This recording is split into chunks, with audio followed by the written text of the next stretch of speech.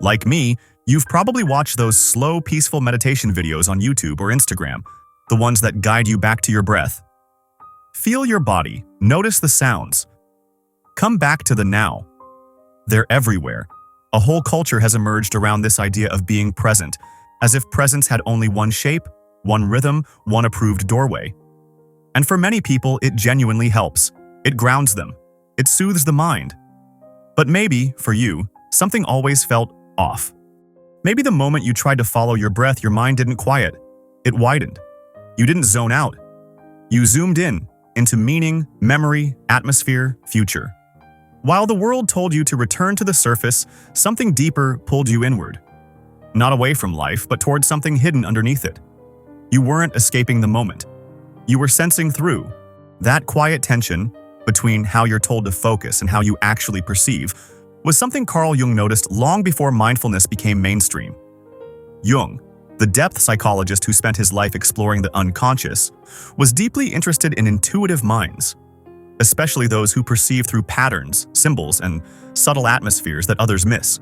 Today, we often refer to these people through the MBTI framework: INFJ, INTJ, INFP, and INTP, the deep intuitives. People whose dominant or auxiliary function is intuition.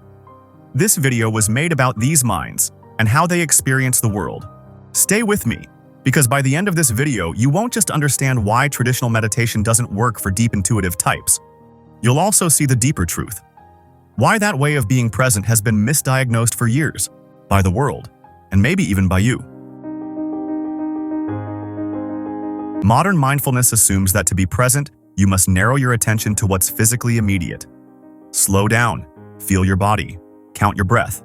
And for many, especially sensing types, this brings calm and grounding. But there is another mode of perception. Carl Jung divided human perception into two distinct types: sensation, which focuses on the tangible and immediate, and intuition, which perceives meaning, potential, and hidden connection. This became the S N axis in the MBTI system. S for sensing, N for intuition. So while mindfulness culture may resonate deeply for sensing types, it can feel like a foreign ritual to intuitive minds, because it's built around a mode of awareness they don't lead with. Intuitive presence doesn't begin in the body. It begins in the symbolic field. Someone with dominant introverted intuition, NI, doesn't feel more grounded by narrowing attention. They feel more alive by connecting dots others don't see. Someone with extroverted intuition, NE, doesn't silence their mind to reach clarity. They roam freely through ideas, absorbing future possibilities, paradoxes, emotional subtext. Their way of being present isn't linear. It's multi-layered. Their attention isn't anchored. It's woven. This is why so many deep intuitives struggle to be here now. Not because they're absent, but because their here includes invisible data, gut feelings, relational atmospheres, symbolic resonance. They're scanning reality not for what is, but for what is becoming. For them, presence is not about awareness of the surface. It's awareness of the pattern underneath it. Keep watching, because next, we'll explore the darker side of this gift, the hidden cost of intuitive perception, and how to integrate it without losing yourself.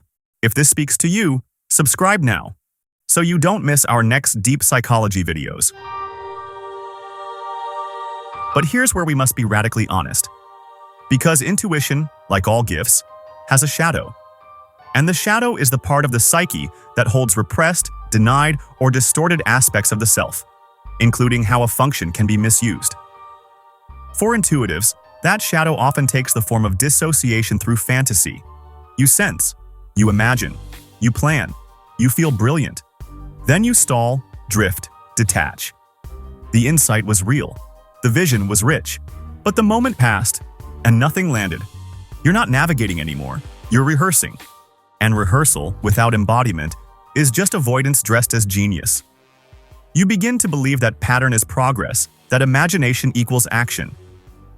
But it doesn't. And if we're not careful, the vast inner world becomes a beautifully constructed prison. One where we keep rewriting the script and never step on stage. This is the point where intuitive presence curdles into strategic illusion. And no amount of insight redeems a life left unactualized. Carl Jung, who defined intuition as perception via the unconscious, saw this tension clearly. He wrote, "The intuitive is never quite at home in the present." But this wasn't judgment. It was insight. Intuition draws you into the invisible, but if it never returns, if it never grounds, it becomes exile. Jung also clarified, intuition is a form of perception which is concerned with the unconscious so that it becomes conscious. And that last phrase is the key, so that it becomes conscious. The goal of intuition is not to float forever in potential. It's to bring the unconscious into form, into friction, into now.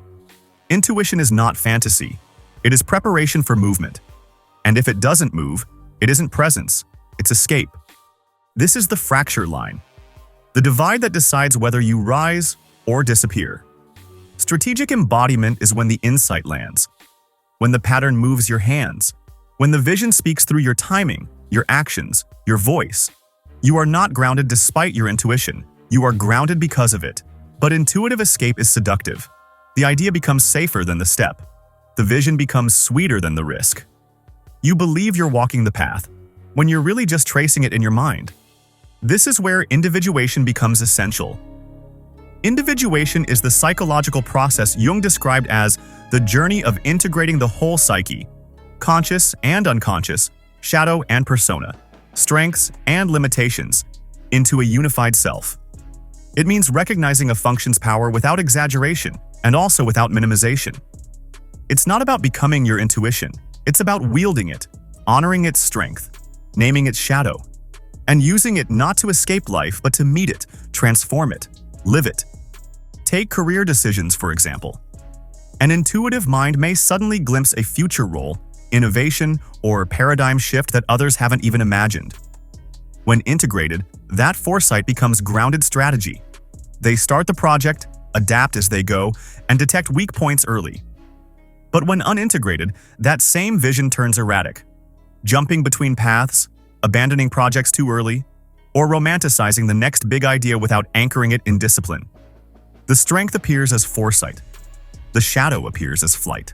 Or take relationships. Intuitive people often sense emotional undercurrents before anything is said.